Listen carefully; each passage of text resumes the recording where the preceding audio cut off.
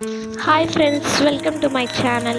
இன்றைக்கி நம்ம சேனலில் சால்னா எப்படி செய்யறதா பார்க்க போகிறோம். வாங்க வீடியோக்குள்ளே போகலாம். அதுக்கு ஒரு கடாயில் ஒரு சட்டி வச்சுக்கலாம்.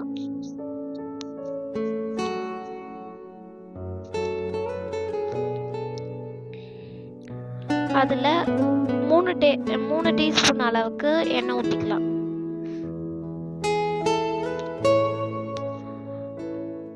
அதுக்கப்புறமா சீரகம் அப்புறம் மிளகு சேர்த்துக்கலாம். அது ரெண்டுத்தையும் சேர்த்து நல்லா வணக்கி விட்டுக்கலாம்.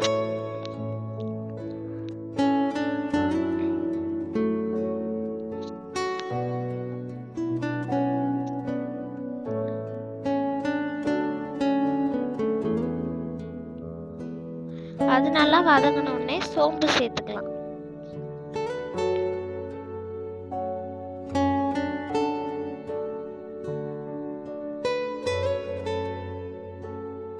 அதுக்கப்புறமா பே லீவ்ஸும் பட்டை லவங்கமும் சேர்த்துக்கலாம்.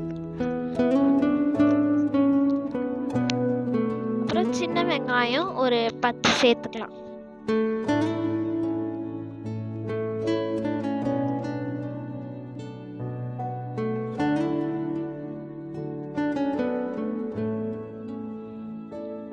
எல்லாத்தையும் சேர்த்து நல்லா கலந்து விட்டுக்கலாம்.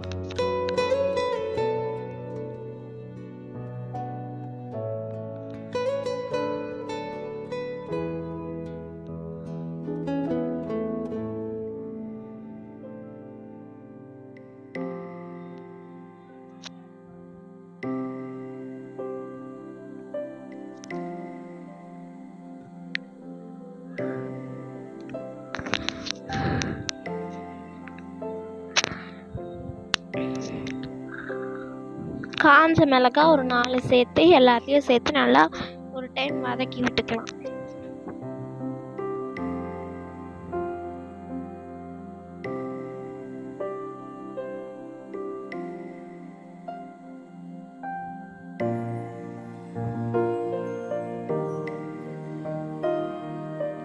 அப்புறமா தக்காளி ஒரு 2 இந்த மாதிரி அரிஞ்சு சேர்த்துக்கலாம்.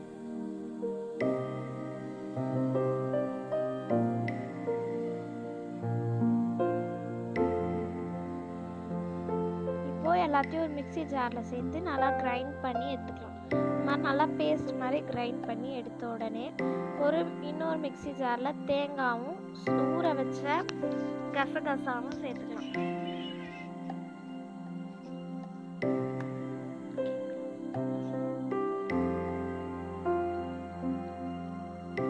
அப்புறமா அதில் முந்திரி சேர்த்துக்கலாம்.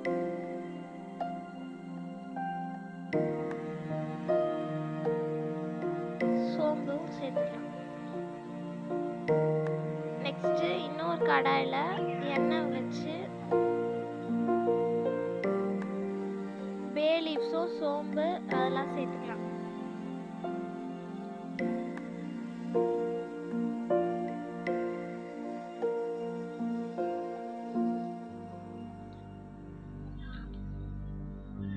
ரெண்டுத்தையும் நல்லா வணக்கி விட்டுக்கலாம். அப்புறமா நீளமா கட் பண்ணி வச்ச வெங்காயம் சேர்த்துக்கலாம்.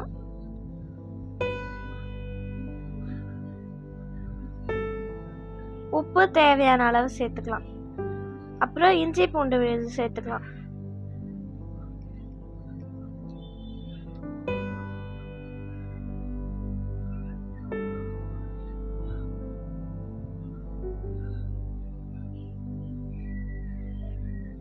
அப்புறம் தக்காளியும் சேர்த்துக்கலாம்.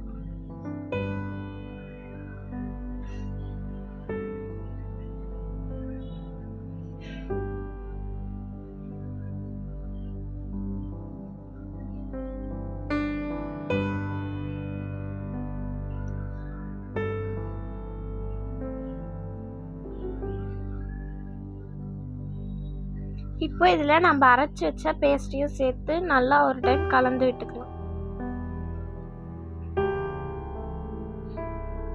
அப்புறம் தண்ணி சேர்த்துக்கலாம். தண்ணி சேர்த்து அதை நல்லா கொதிக்க விட்டுக்கலாம்.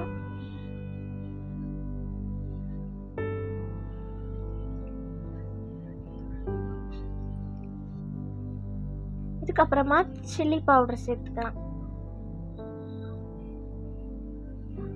அப்புறம் கரம் மசாலா, மல்லித்தூள்,